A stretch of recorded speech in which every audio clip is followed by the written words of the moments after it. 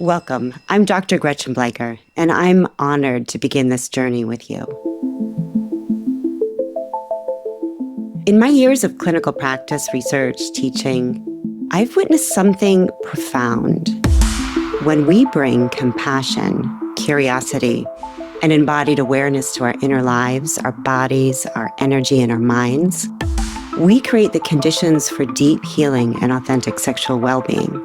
This podcast, The Sacred Garden Mandala, is an invitation to cultivate your inner landscape with care, an invitation to explore sexuality as a source of vitality, meaning, and connection, and an invitation to walk this path together, whether you're seeking healing, awakening, renewed intimacy, or a more grounded relationship with yourself. Thank you for being here. Let's begin.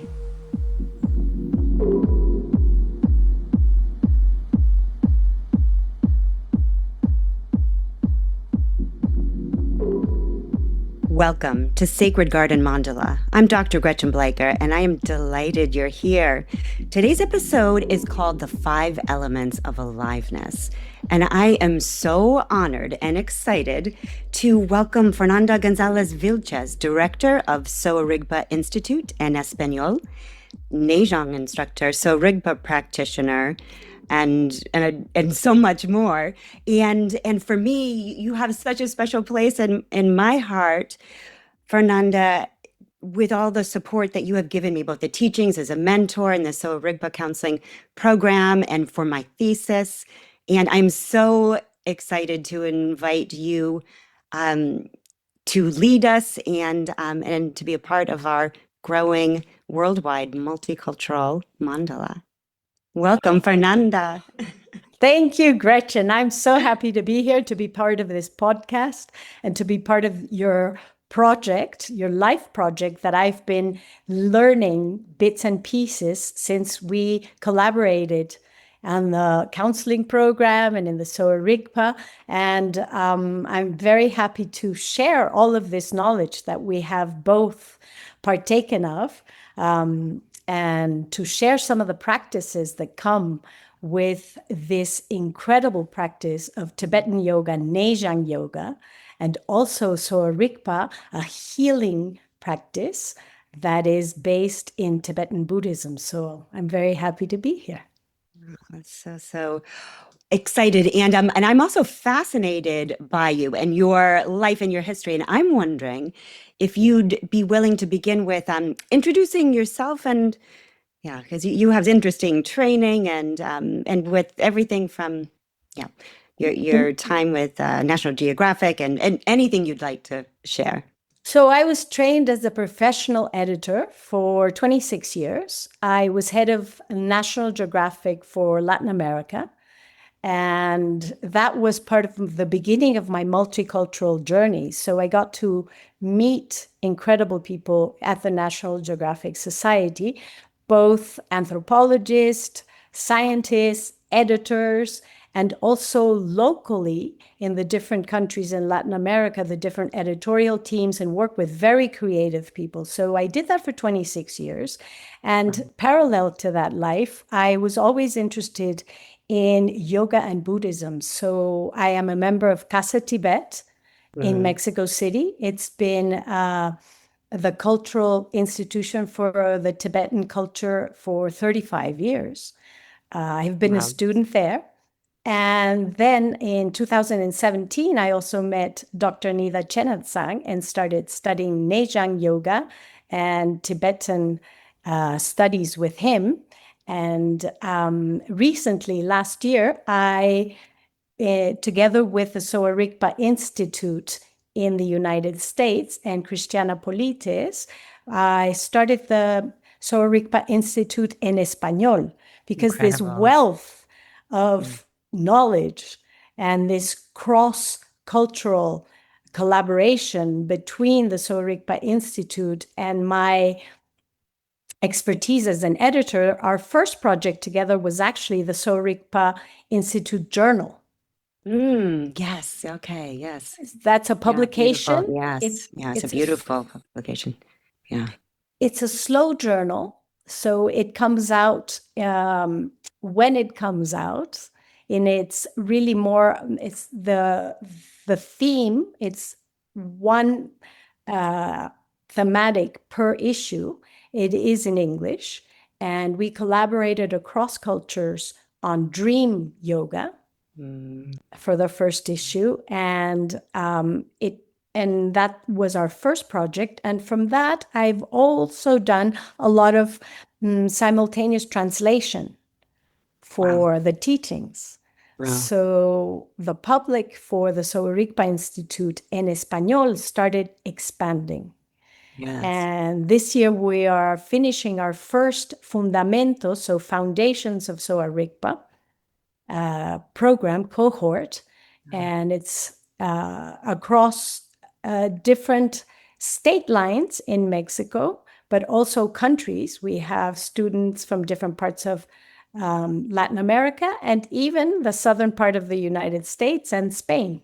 So it's interesting to see how this project has naturally grown. So that's what I'm part of now. And I also have a physical yoga studio in Mexico City. Yes. And I've been teaching yoga, different styles of Indian style yoga for 15 years. So today I still do some editorial work and translation work for the Sowa Rigpa Institute. I have a physical yoga studio where I have students who are not part of the Buddhist tradition, but whom I teach Tibetan yoga to. And I also teach Tibetan yoga at Casa Tibet in Mexico City. And I've had the chance to teach yoga also in Tuscany. So Pure Land Farms in Tuscany. Yeah, when we were together there, yes, beautiful. Yes. So, and exciting. Now we see what, I am fascinated with Fernanda. Yes, and you really are remarkable, and and your light and your expansive, worldwide networking and connecting and educating and gathering and just such beautiful, powerful, life and continuing teachings. And so thank you for being here with us. And so, so we can enter into, so we're in the beginning of our journey and together here in the Sacred Mandala podcast. And you were the person, yes, that I thought would be just really such a blessing to help us begin.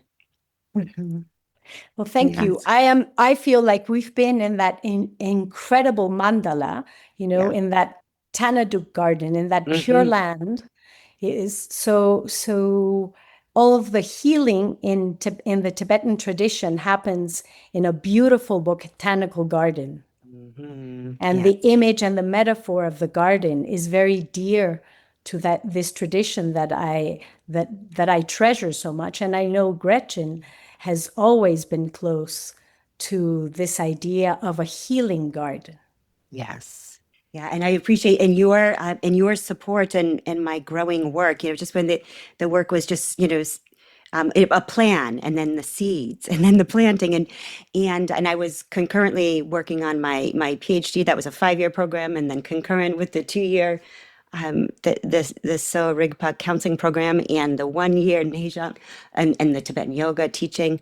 That I experienced all of that with you, and you always understood and knew the heart of the work and making things that I was integrating, drawing from, and then creating kind of a modern mandala with the mindful model of sexual health as an ethics and balancing, and then the experience and evidence from research and all the rich embodiment traditions in the lineages that Dr. Nita has been sharing and teaching, and you helped me when I was overwhelmed with all of this information, because it's a lot, and you helped me trust myself and be steady and grow these little tender roots that were starting. Like, you really helped nourish them. So much gratitude to you. Same. Yeah. And I'm wondering now, Fernanda, if you would be open to leading us in a practice. Yes, I would love Okay. to start this interaction, Gretchen, by just introducing in an embodied way some of the main things we will be talking about after. So in a very simple way, if you'd like to just sit wherever you are in a very comfortable position.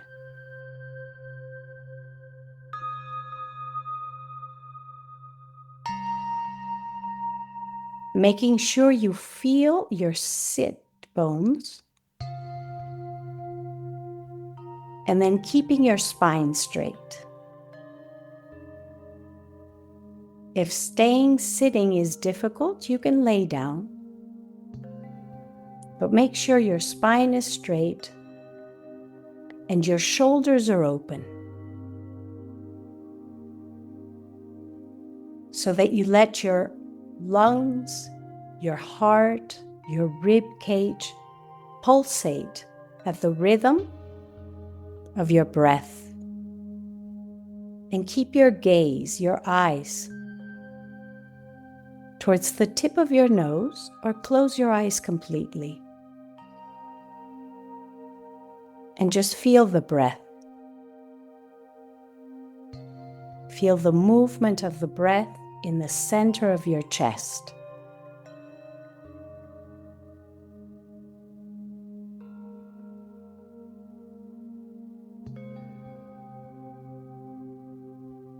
Just notice how it feels to breathe. And now using the power of the imagination.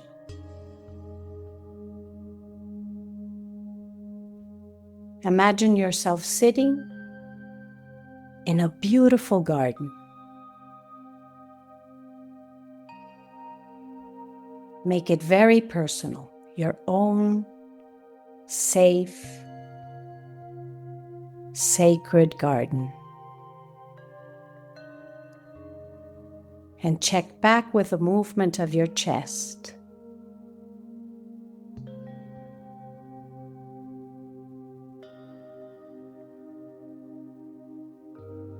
And let your body breathe. And let your mind settle in your body.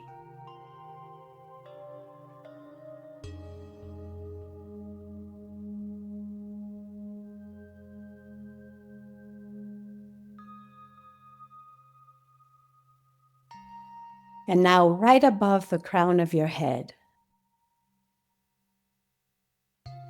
imagine a deep blue sphere.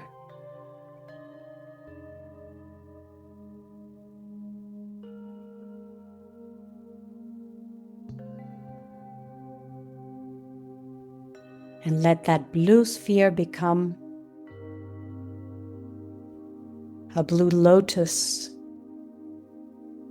flower with 4 petals, radiant blue, the color of space, deep blue.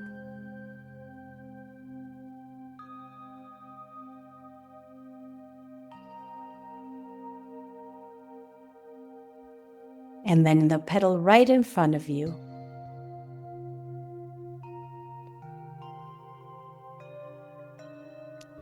it's a Dakini, a young, enlightened female, full of energy, bright white. She's playing a stringed instrument, and her element is the sound of water.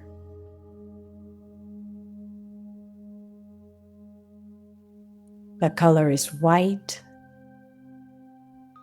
The sound is water and string instruments.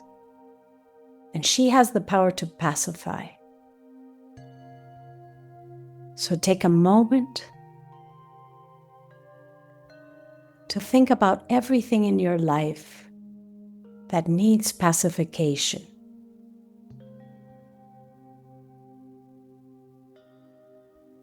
Everything that is out of control. And let the white light, the stringed sound, and the water element soothe, pacify.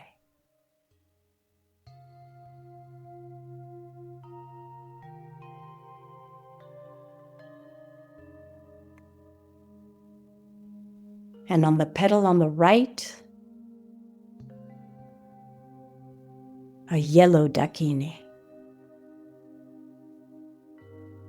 a female who is dancing, powerful and strong, associated to the earth element. And she's playing a flute instrument, a wind instrument. Her element is the earth. She's grounded.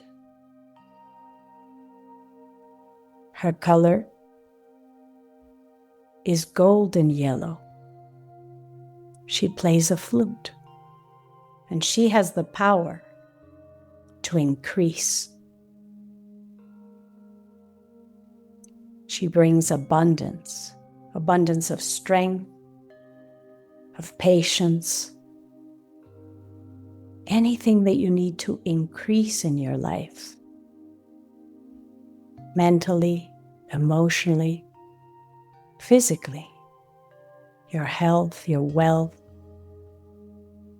Take a moment to reflect on that. And in the back petal, there's a red dakini. She is fierce. She has the power to attract, to magnetize. Her element is fire, and she plays a trumpet. The sound is deep. The color is red. The element is fire, and she attracts, she magnetizes, and brings into control anything in your life that you need to attract towards you. Deep red, powerful fire.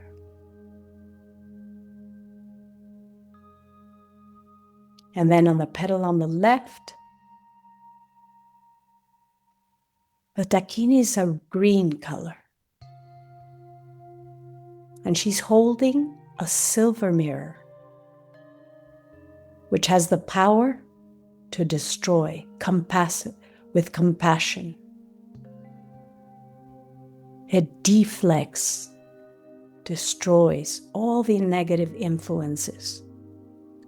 She creates a boundary. She's associated to the color green and the activity of the wind.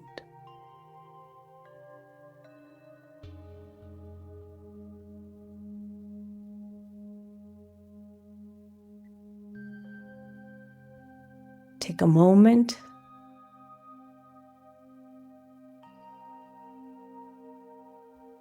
to reflect on the deep blue of the lotus flower, on the colors of the 4 petals, the dakinis, the sounds, the elements. And let all of that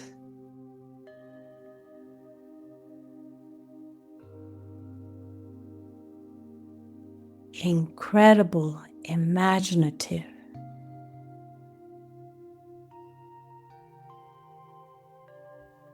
visualization melt into your crown point.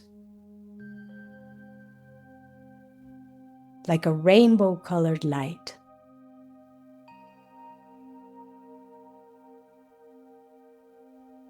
That just dissolves into your crown point and settles right at your heart center.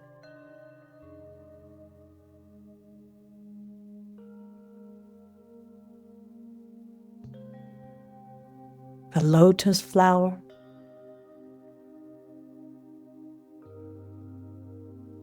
The colored lights, the Dakinis, the sounds, are now nestled right at your heart center, right at your sternum point. Rainbow colored.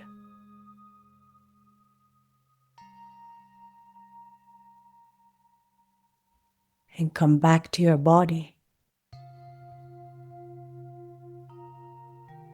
Feel that pulsating rainbow light fill your body.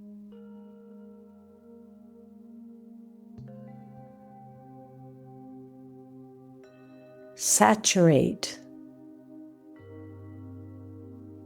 every corner, every organ, all the bloodstream, your nervous system, until your body is filled with rainbow light.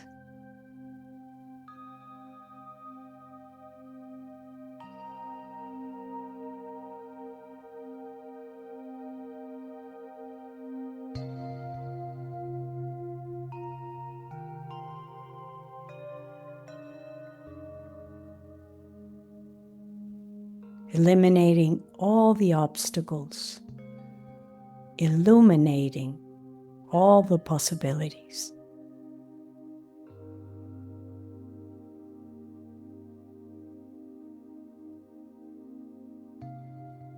And then very slowly bring your hands to the center of your chest in a gesture of gratitude and dedicate the merit. This form of dedication is just a simple way to say, may this practice bring me health and happiness. And may that spread to those around me. And through this, may one day, like the sun and the moon, may this benefit all sentient beings.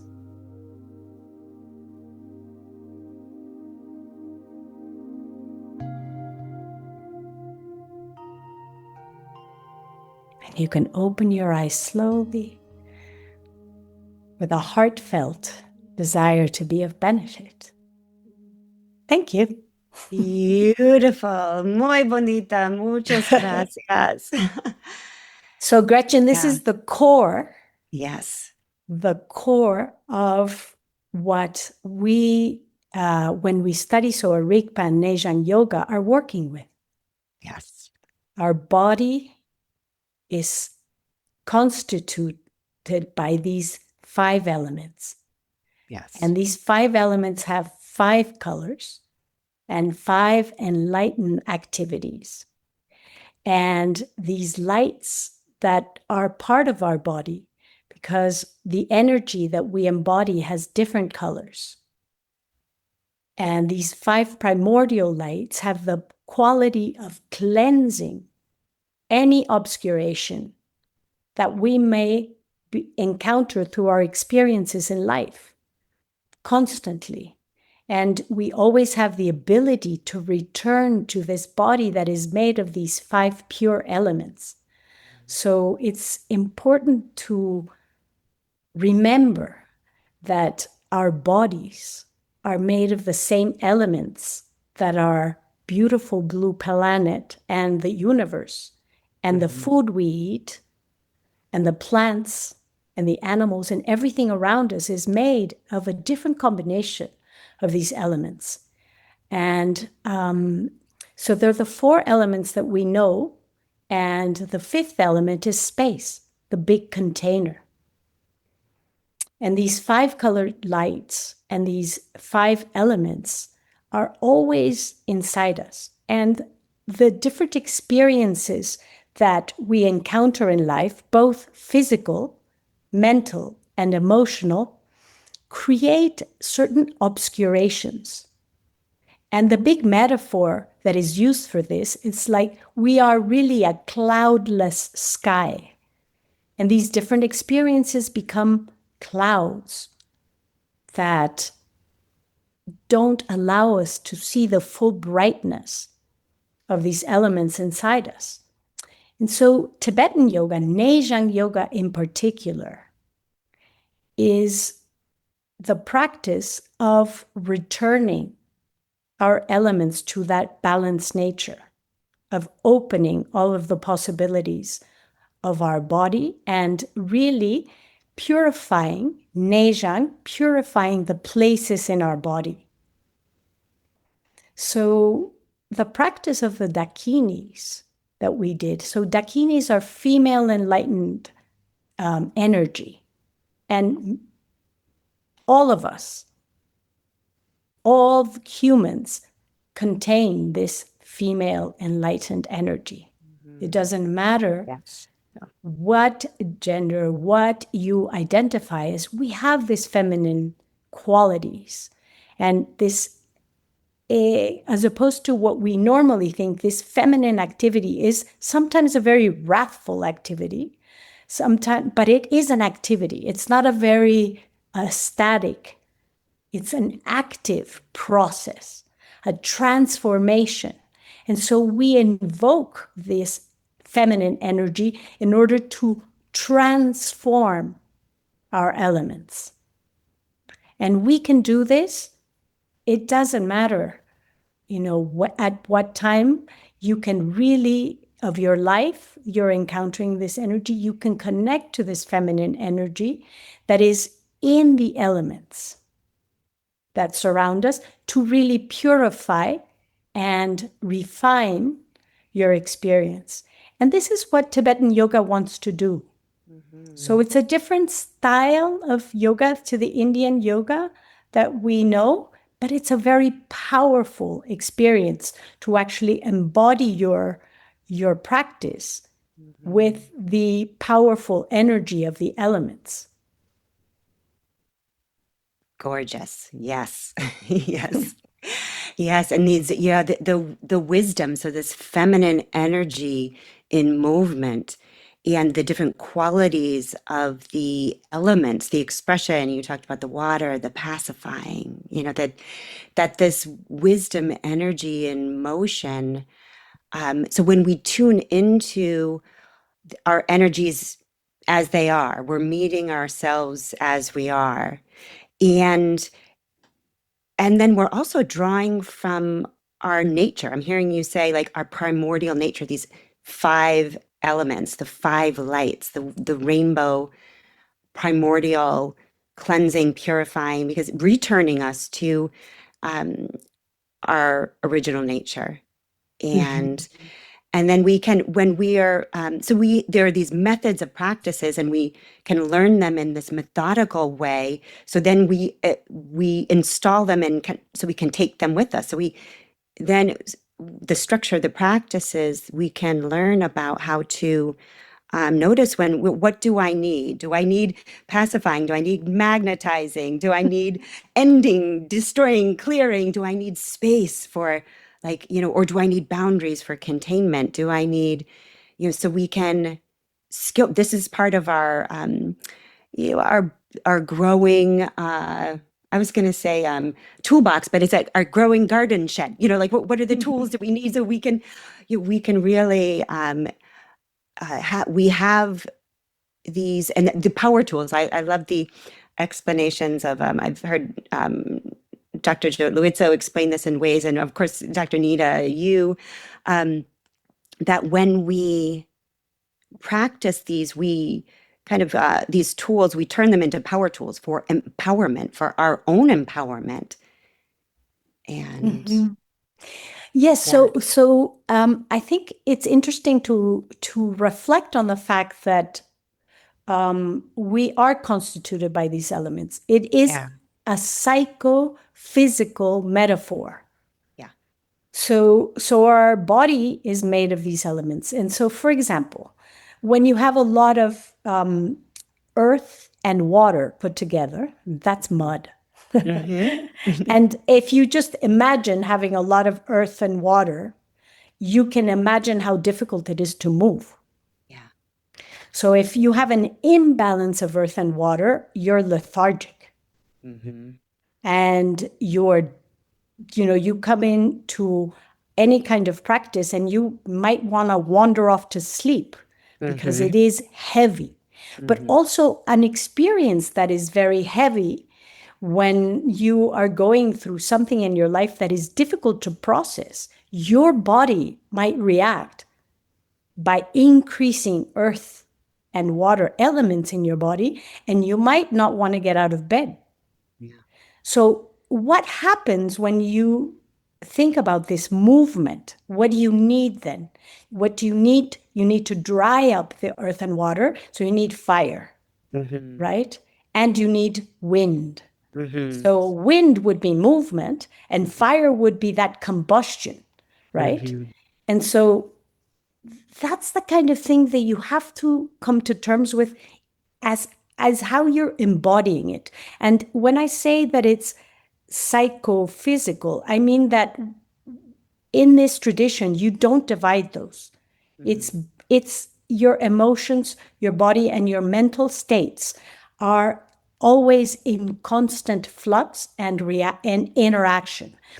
So another example would be if you have too much fire, you're very angry, and you have been for a while.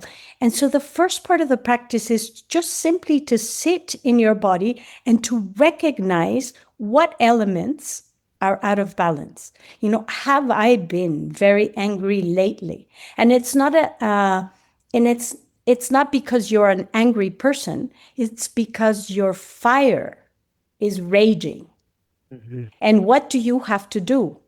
Maybe you have to sit and get more earth and more grounding and just maybe drink a cup of tea, maybe sit down in the middle of your garden or your bedroom and take a moment to breathe. But that grounds that fire. But that's not you. You are not that raging fire.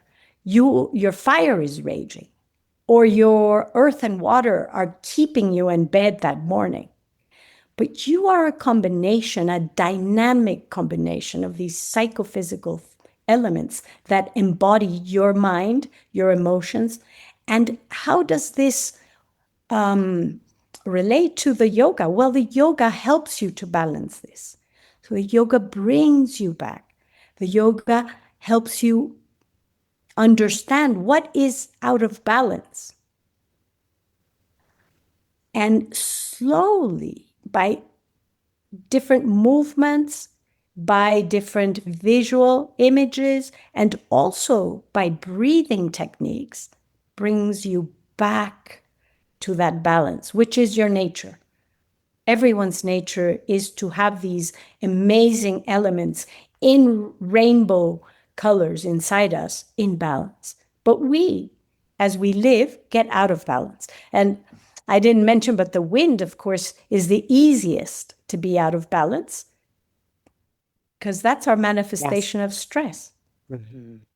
And wind makes our fire worse.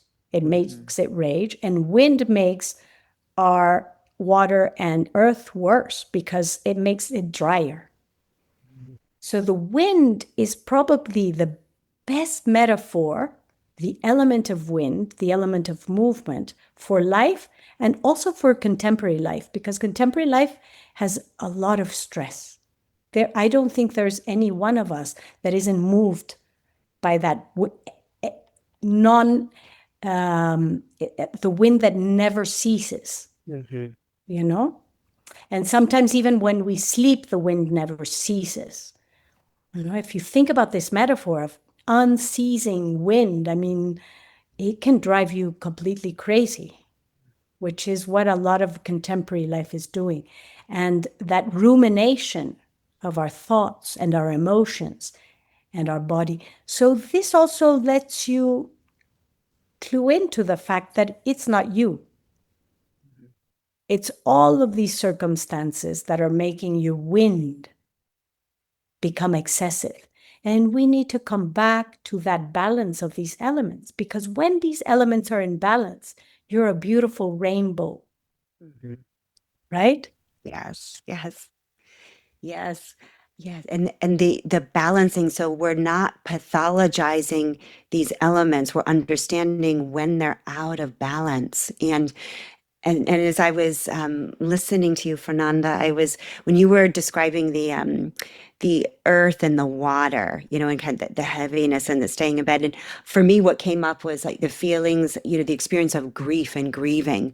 And then what was coming up for me as I'm feeling that in my body or remembering times of deep grief, and then I was like, actually, for me, I was having these insights. Like for me, it was important to slow down, to ground, so I could feel water, feel all the feelings, so I could feel and process.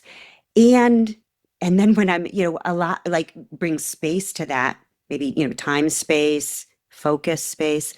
And then I'm hearing you say, then what, like being out in the sun, I'm thinking about the times when then I've gone to the beach and being in the sun, grieving and then moving, either running or yoga, or, it helps to also process. So I'm not, so that water element and the feeling, I'm not just, it's not remaining heavy and rooted. I actually dug 300 holes in my garden. I created my mandala garden as I was grieving. And so I was in the earth, in the roots with my pitchfork and my boots. And I broke the pitchfork because it was like so much of me stomping on it to like get into the earth to pull out all the roots of the briars and thorns. Anyway, but I was feeling, but I was moving. I was feeling and moving and processing. And then when I was hearing you describe that, the fire, the anger, and then I was thinking, but if we have rumination, if we're feeling, sometimes our sympathetic nervous system, our fight, flight, like, and automatically mobilize us to take action. It's anger or boundaries crossed or something.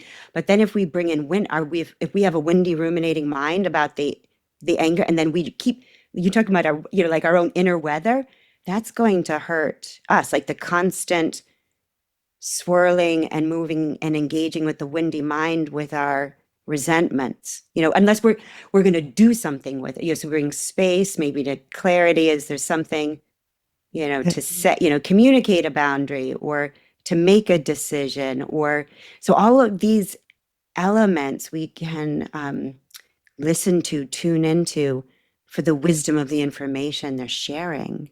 Yeah, absolutely, Gretchen. I hear exactly what you're saying. And I think what you just introduced, which I find fascinating, is the other element, the fifth element, space. Yeah. Space is a very important element that we tend to just not think about the fact that all of these elements are happening in space, and you have to have the space to allow them to manifest. And none of these elements are a pathology. They are just part of our nature, and we need to let them manifest, and we also need to sit with them, allow them that space, because like all phenomena, they appear, they manifest, but they disappear. Yeah. We can't really keep them. All arises and recedes. So that came up in one of the poems I wrote when I was grieving at the beach. Anyway, it appears and then it And when you grab your anger or your fire, then it stays with you. You see, and whereas when you have the element of space and you allow them to manifest, they will disappear and just naturally cease to exist. So it's very important to understand that when we're talking about these energies, psychophysical energies, we're talking about something that is in constant movement, manifestation. It is part of these cycles that we go through. And we need that element that you mentioned, space, in order to process something like grief. And it has different moments, and it's not as systematic as we would like it to be. It's more space in which all of these emotions manifest and eventually settle into balance. And I think the yoga, the Nejang Yoga, that's what it does to you.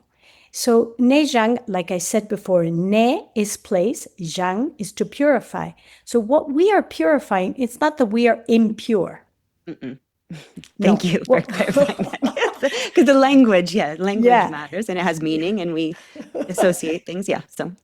So the metaphor is like we are a clear glass of water, and our experiences tend to make that water unclear. We are constantly putting negative emotions, maybe about ourselves, maybe things that happen outside, but we are constantly introducing into that clarity of our own pristine nature all of these impurities. And these impurities are also not part of that nature. And they can be removed, purified, and clarified. What you are purifying and what you are doing when you do yoga is returning to that pure nature, reconnecting to that pure nature, which is, if we go back to our little meditation, which is why the colored lights and the mandala that was above your crown dissolves, because it's not really substantial, it's just light and settles in your heart. Just a reminder that that is your pristine nature. Yes, always here. Yeah. Always there. So Nejang purifies all of our negative, afflictive experiences that we accumulate and identify with. Yeah. And that's another key word. Because we tend to identify with all of those things. Because we're feeling them inside. So it feels like me. It feels like it, because this is happening inside, because we are interdependent, interrelated, and even in our relationships, these shared fields, of flowing information and energy. And so sometimes even what's happening with somebody else, we're in our shared field, and it feels like it's happening inside me here. And we identify. So it's very important to remember. And that's what yoga does. And there's also, there's something about being in touch with our body. So we can all decide why we're here and answer these big questions. But what our common experience is that we are experiencing this world at this time embodied. So our body is part of this experience of our life. And a lot of the times I find, as I teach Nejang, that so many people have not touched themselves. Maybe they do sports.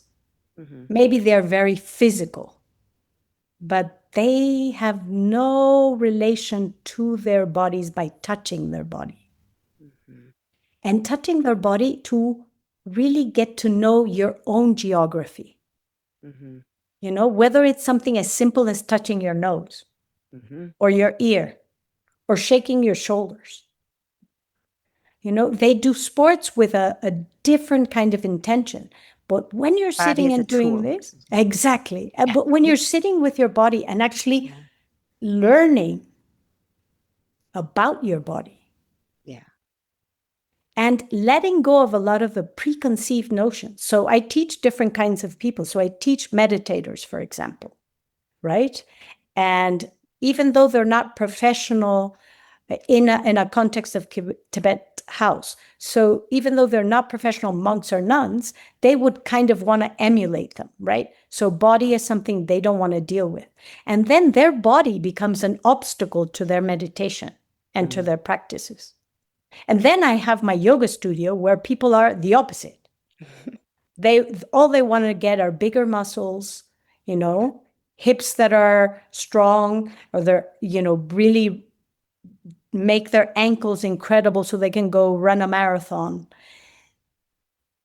And it's very different the way they're in their bodies. But I think the Tibetan Nejang Yoga brings you back to your body as just a body and a geography full of the elements and a space that is just you, that is not something to do something with, that is just the space of the body, the mind, and the emotions that you inhabit. And I think that's very powerful for many of them. Very powerful. Very powerful. And this beautiful system with Nejang of integrating body, energy, and mind. And so with your meditators, with your athletes, with your this practice that beautifully weaves in the the body, the physical, the self massage, the energy connection. The I love the in Nejang the sense organ integration of the yogas with the eyes and nose and mouth and then connection with each that the sense organ being the flower and then connected with a hollow organ and solid organ and these ways of really deep tuning in. I'm a licensed massage therapist, and I was also trained in more of the vinyasa yogas or power yoga, also before the Tibetan yoga. And so for me, as the massage, self massage, I just love that. That was I was doing that in some ways anyway. And I love to invite people during the Nejang to pause and notice the differences, like before they, work with one ear to the next ear, to pause and just notice what feels different, experience the shifts, the changes, the connections, the awakenings, or that I don't feel that as much as I feel over here. Mm-hmm. And I think that's exactly, Gretchen, exactly what you're saying is what makes this different. Because once you know you're a combination of these 5 elements, and sometimes, the soles of your feet feel really cold. It's a very common thing. And your ears might feel very hot. So there's different combination of elements there. And then when you're touching those parts and really bringing that sense of warmth and of feeling to different parts of your body, you notice what's going on inside you in a very different way. Yes. Right? So it's very simple self-massage on the outside, but on the inside, it's a powerful journey into yourself. And when you finish the practice, the Tibetan yoga practice, your sense of balance is an experience. You experience the balance. Yes. It's something changes in the way that you experience the rest of your day, if it was at the beginning of the day, or even the way you sleep at night after you stimulate.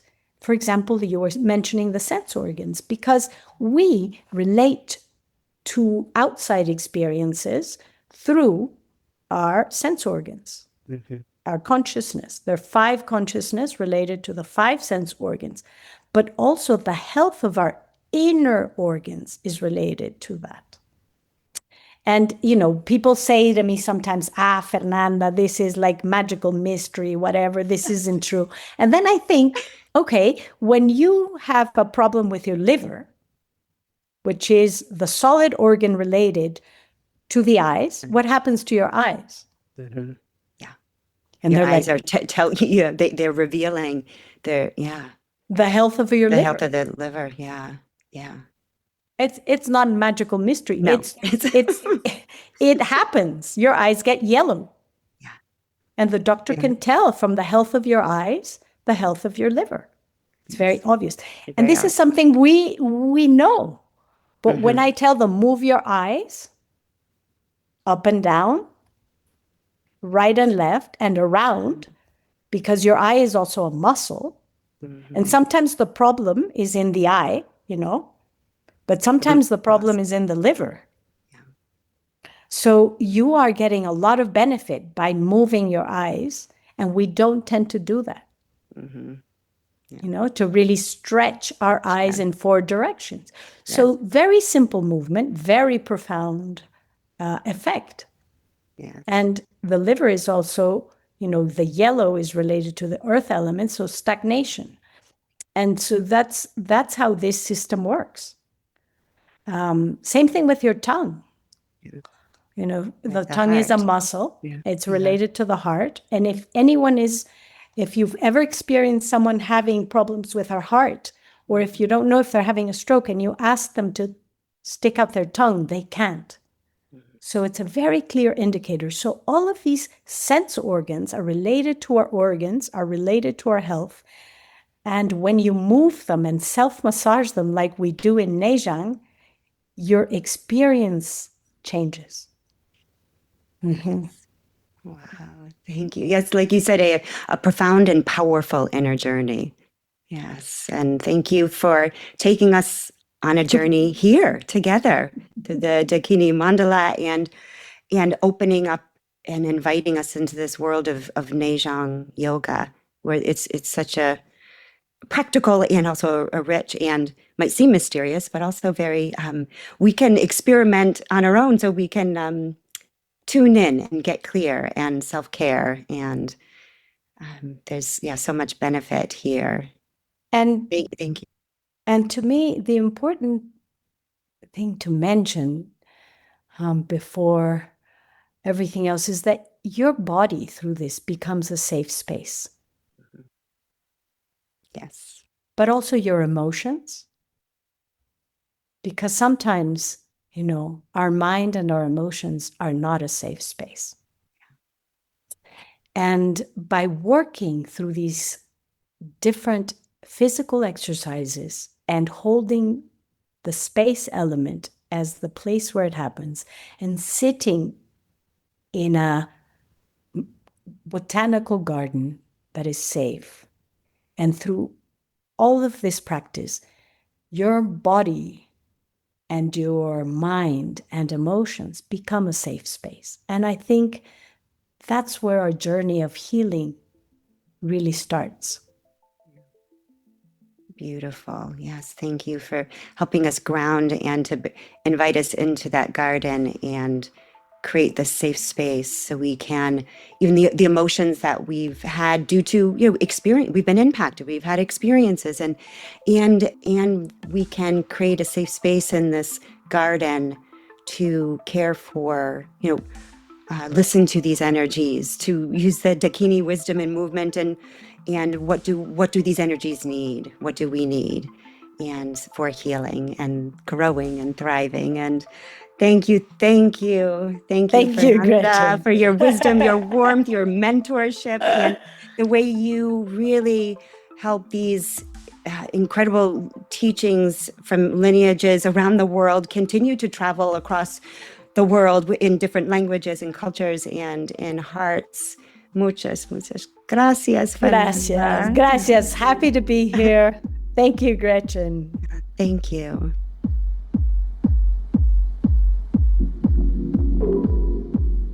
And if you'd like to explore this sacred garden mandala practice visually or experientially, I've created a guided video called Personal Sacred Mandala Garden for Sexual Wellbeing. And I know I've shared a lot of information in this episode here. So if you'd like to go to my website, this is freely available, this video, and it includes a gentle mapping practice that integrates the sacred garden mandala, the 5 elements. And it also goes into some things that I'll be sharing in a future episode, the Buddha family and Dakini mandala wisdom, and the mindful model of sexual health, as well as the contemporary research on optimal intimacy. So you can find this on my website at www.healthsosamtherapy.com. And it's under the resources page. And think of this as a companion. It's certainly not homework, but if you'd like more information and some guidance, I'd love for you to find that website, healthsosamtherapy.com. And in future episodes, we'll return to each part of the mandala. So this is, again, a lot to take in. So really, we were going to be revisiting all of these, the structure, the lived experience, and how it might relate in different ways. We'll return all of this again and again. So the center, the inner ring, the outer ring, and we'll explore how they show up in real relationships, real bodies, real lives. So for now, as we close, I want to affirm that you are already whole. Your body is not betraying you. Your inner protectors have valuable information, and you have everything you need, and you are already inside the garden. Thank you for listening to the Sacred Garden Mandala. I'm deeply grateful you spent this time with me. If this episode supported you in any way, I'd love to stay connected. So please follow or subscribe wherever you listen.